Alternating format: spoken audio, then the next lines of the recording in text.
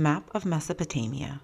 The world's very first cities, dating back to 4000 BCE, are marked on this map, including Babel, which is thought to be Babylon. They were all built in Mesopotamia, shaded orange, which is now mostly modern-day Iraq. Mud bricks.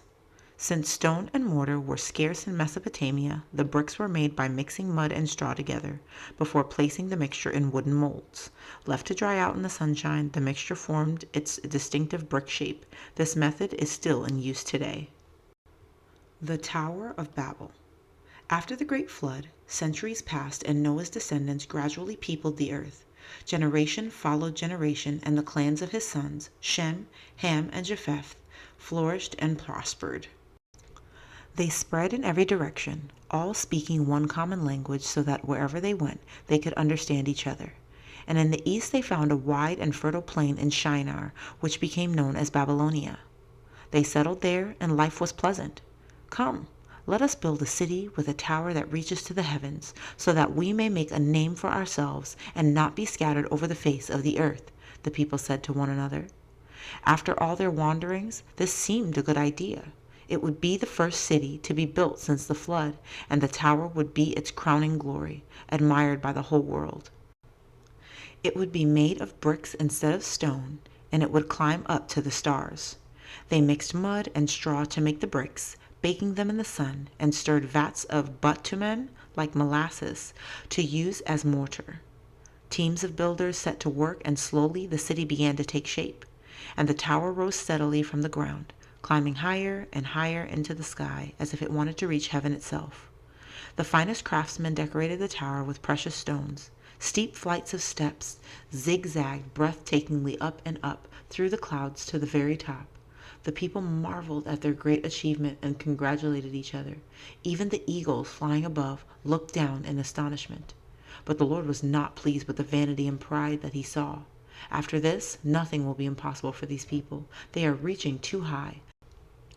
I will bring them down to earth and confuse them so that they no longer speak the same language, he said. And suddenly the air was filled with a terrifying noise. It was the deafening babble of thousands of voices, each speaking a different language. Nobody could understand what anyone else was saying. Panic-stricken people shouted and screamed, trying to make themselves understood, but the words that came out made no sense. It was a hideous chorus that shook the city to its foundations and gave it the name of Babel. Confused and unable to communicate with each other, the people were not able to go on building their city. Instead, they were scattered over the face of the earth, speaking their different languages. The Tower of Babel, 1563. Oil on canvas by Flemish painter Peter Bruegel the Elder, 1525 to 1569. Understanding the story. In the ancient world, the people of Babylonia claimed to be the center of the world, and in this story they built a great tower to show God their genius and power. God punishes them for their arrogance and vanity by making it impossible for them to communicate, so preventing them from building their city and forcing them to scatter. Euphrates River. The longest river in Western Asia is the Euphrates, covering about 1,700 miles or 2,700 kilometers. It begins in the mountains of eastern Turkey, crosses Syria, and flows southeastward through Iraq. In ancient times, the Euphrates River flooded the flat plains of Mesopotamia every year. Settlements developed as people began digging canals and reservoirs to channel and store the river's water. Abram's travels. Abram's birthplace was Ur, one of the main cities of Sumer in southern Mesopotamia, Greek for the land between the two rivers. Mesopotamia was located between the Tigris and Euphrates rivers. Abram's family later traveled to Haran, where they settled. Following God's covenant with Abram, in which he is promised a new country, he leaves Haran and sets off for Canaan. Abram later went to Egypt to escape a famine in Canaan. Abram's journey. Abram was 75 years old, and he lived in Haran, not too far from the Euphrates River in Mesopotamia. He was married to Sarai, but, to their great sadness, they had no children. One day the Lord came to Abram and told him to leave his country and move to the land of Canaan.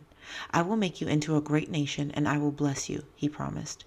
I will make your name great, and I will bless those who bless you, and whoever curses you I will curse. And all the peoples on the earth will be blessed through you. So Abram set off, taking with him Sarai, his nephew Lot, and their servants. The camels were laden with all their possessions, and their flocks straggled behind. When they arrived in Canaan, they traveled as far as the great tree of Moreh in Shechem. There the Lord appeared to Abram. He promised, "To your offspring I will give this land." And Abram built an altar there and gave thanks. Then he went on toward the hills east of Bethel and built another altar to the Lord. After this he continued his wandering through the Negev and beyond. Finally Abram came back to the place near Bethel where he had built the altar. But by now, after so long traveling, Abram and his nephew Lot were not seeing eye to eye. They both had large flocks of sheep and goats, and there was never enough good grazing to go around. Their herdsmen were constantly at each other's throats. At last Abram said to Lot, "Let's not quarrel. There is plenty of land. Let's part company." Key: Abram's journey from Ur to Haran. Ur, Euphrates River, Tigris River, Haran. Abram's journey to Canaan. Haran, Canaan, Shechem, Bethel, Negev Desert. Abram's journey to Egypt. Memphis, Egypt, Red Sea, Great Sea or Mediterranean Sea, Jordan, Summer, Arabian Desert. "You go one way and I'll go the other," Lot agreed, and chose to go to the fertile plain of Jordan, where he settled near the city of Sodom, renowned for its wickedness and sin. Abram stayed in Canaan, and the Lord said to him, "All the land that you see, north, south, east, and west, I will give you and your offspring forever." But Abram replied, "What can you give me since I remain childless?" The Lord promised him that one day he would have a son and heir, and that he would have as many descendants as stars in the sky. Then the Lord sealed his promise to Abram. "Bring a heifer, a goat, and a ram, each 3 years old, and a dove and a young pigeon." Abram did as he was told and put them on the altar. As the sun set, Abram fell asleep, and the Lord said, "Know for certain that your descendants will be strangers in a country not their own, and they will be enslaved and ill-treated for 400 years. When darkness had fallen, a smoking brazier with a blazing torch appeared in front of Abram. And in this way the Lord made a covenant with him and promised, "To your descendants I give this land, from the river of Egypt to the great river, the Euphrates." Sumerian culture. Mesopotamia's first civilization developed in about 3300 BCE in Sumer. The Sumerian people invented methods of irrigation, counting and calendar systems, and cuneiform writing. The language of Genesis is heavily influenced by this culture. Sumerian jewelry makers were the first to use more complex techniques, working with precious metals and beading. Sumerian necklace. This ornate Sumerian necklace with leaf motifs was handcrafted in Ur and dates back to about 3000 BCE. "All the land that you see, I will give you and your offspring forever." Understanding the story. God promises to bless Abram's people and make them into a great nation. Abram endures many hardships, but he follows God's instructions because he has complete faith in his promise. Unlike the people of Babel, his trust will be rewarded and his descendants will become the nation of Israel. Desert life. Abram and his people led a simple life. A supply of water and pasture for the animals were all they needed. Their existence was nomadic, moving from one place to another. They slept in tents and sometimes used camels to help carry their loads. Animal skins. Animal skins similar to those used by Hagar and Ishmael are still in use today. This Egyptian woman is making buttermilk by shaking a goat skin backward and forward, churning the milk inside. Abram's 2 sons. 10 years had passed since Abram arrived in the land of Canaan with his wife Sarai, and still they had no children. They were old now, and perhaps it was impossible. They had, however, a young Egyptian maidservant named Hagar, and one day Sarai went to her husband with a plan. Abram should take Hagar as his wife and have a child with her. At least they might be able to start a family like that. Abram agreed, and, before long, Hagar was pregnant. But as soon as she knew she was going to have a baby, Hagar got ideas above her station and began to be rude toward her mistress. Sarai complained to Abram, "I put my servant in your arms, and now that she knows she is pregnant, she despises me." "Do what you think best," replied Abram. So Sarai began to treat her maidservant with such cruelty that Hagar ran away to hide in the desert. An angel found her weeping by the side of a spring, and Hagar told him the whole story. He said that she must go back and that she would have a son named Ishmael. So Hagar returned and gave birth to Abram's son, who was named Ishmael. Abram was 86 years old at the time. 13 years later, the Lord appeared to Abram again and made a covenant with him. You will be the father of many nations. No longer will you be called Abram. Your name will be Abraham. I will establish my covenant as an everlasting covenant between me and you and your descendants after you for the generations to come, to be your God and the God of your descendants after you. I will give you the whole of Canaan as an everlasting possession. And he went on to say that, as a sign of the covenant, every male must be circumcised, and that from now on Sarai must be known as Sarah. I will bless her and will surely give you a son by her, he added. But I am nearly 100 years old, and Sarah is 90, said Abraham. The Lord replied, Sarah will indeed give you a son, and you will call him Isaac. I will establish my covenant with him as an everlasting covenant for his descendants after him. And he said that he would also bless Ishmael. He will be the father of a great nation, but my covenant I will establish with Isaac, who will be born next year. And that very day, Abraham and Ishmael and every male in the household were circumcised as the Lord had ordered. Sometime later, Abraham was sitting at the entrance to his tent near the great trees of Mamre when the Lord paid him a visit. It was the middle of the day and the heat was intense. Abraham noticed 3 men standing nearby in the full glare of the sun. He went and greeted them, bowing low on the ground, and invited them to rest in the shade of the trees. I will get water so that you can wash your feet, and please let me give you something to eat, he said. He hurried back into the tent and asked Sarah to bake some bread with the finest flour. Then he ordered the servants to kill a tender young calf and prepare it for the strangers, and to bring some curd and milk. They enjoyed their meal in the shade of the trees and asked Abraham, Where is your wife Sarah? There, in the tent, he replied.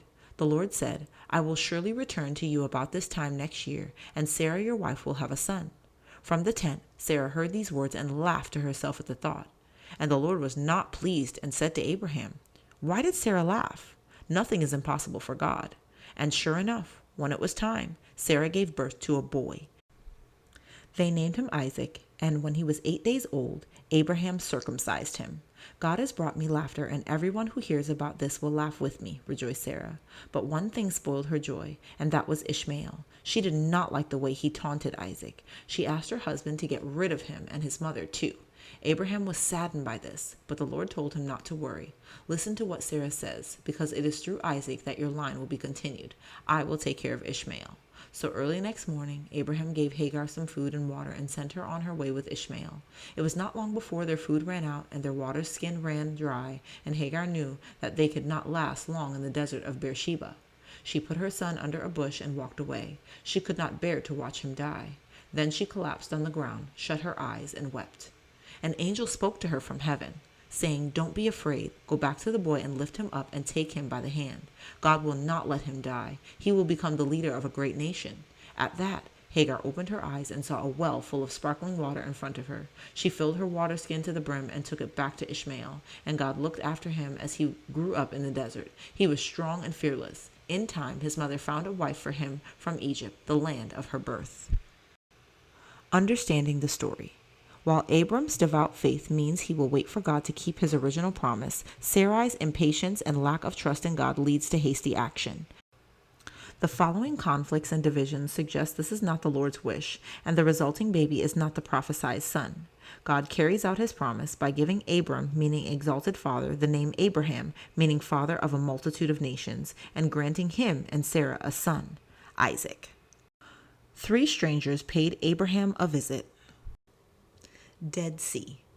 The area where Sodom and Gomorrah are likely to have been is now a dry, sulfurous land by the Dead Sea. Yet in the past, the region was fertile and thriving. It was also home to many people, as the discovery of 5 ancient ruined cities has shown. Sodom and Gomorrah. The twin cities of Sodom and Gomorrah on the fertile plains of the Jordan River were awful places. Awash with sin, the people led wicked lives, satisfying every desire.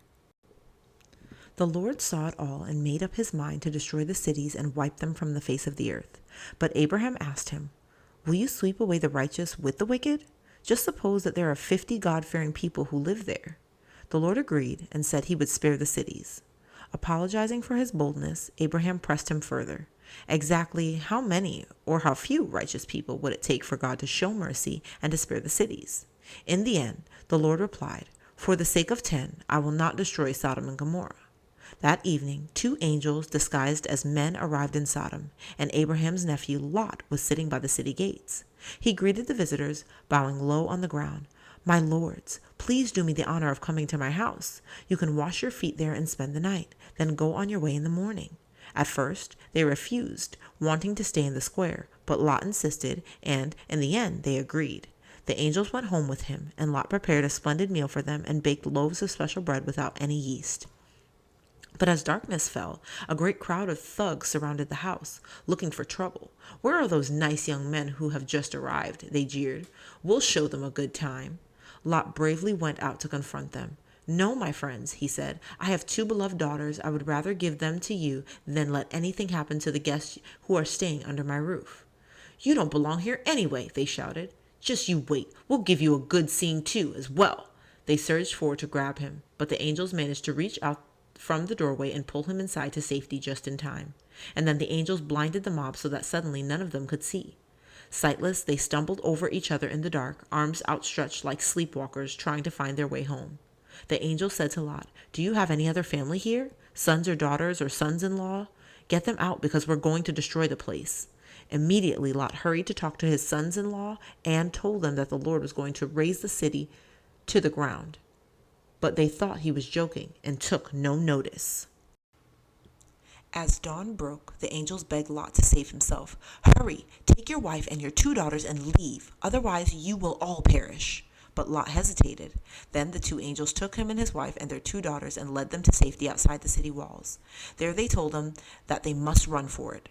"Don't look back, whatever you do, and don't stop on the plain. Flee to the mountains, or there's no hope." "No," said Lot. "You have shown great kindness to me in sparing my life, but I can't flee to the mountains. It is too far. Let me take refuge in that little town over there on the edge of the plain. It's called Zoar." The angels agreed and told him he would be safe there. By the time that Lot reached Zoar, the Lord had put his plan into action. He began the destruction of Sodom and Gomorrah. It was a terrifying sight as burning sulfur rained down from the heavens on the 2 cities, turning them into one gigantic inferno. Flames licked high in the air, devouring everything in their path. There was no escape. Everything that lived or breathed there died an agonizing death that day, and the surrounding plains were reduced to charred and blackened cinders. Hospitality. Hospitality was a matter of life and death in ancient times, as travelers relied on strangers offering them food and drink to survive. Even today, Bedouin people above welcome visitors with the words, "You are among your family." Lot's wife. Lot's wife is punished for looking back at the city of Sodom when she is turned into a pillar of salt. This distinctive salt rock column above is called Lot's wife, and it can be seen on Mount Sodom, standing over the salty waters of the Dead Sea. Salt. The Dead Sea has no outlet, so the minerals such as salt that flow into it stay there forever. These minerals remain after the water has evaporated, producing crystal formations visible both in the water and on the shore. And Lot's wife forgot what the angels had told them, and as she fled from the flames, she turned around for one last look. Immediately, she was rooted to the ground and turned into a pillar of salt, never to move again. The next morning, Abraham got up and looked down. There was no sign of the 2 cities. It was as if they had never existed. Understanding the story. The destruction of Sodom and Gomorrah demonstrates the power of God's justice. Lot's kindness and hospitality are his salvation. He didn't know that the men who came to Sodom were angels, but he risked his life to protect them. However, Lot's wife becomes a pillar of salt as a permanent reminder of what happens when God's word is disobeyed.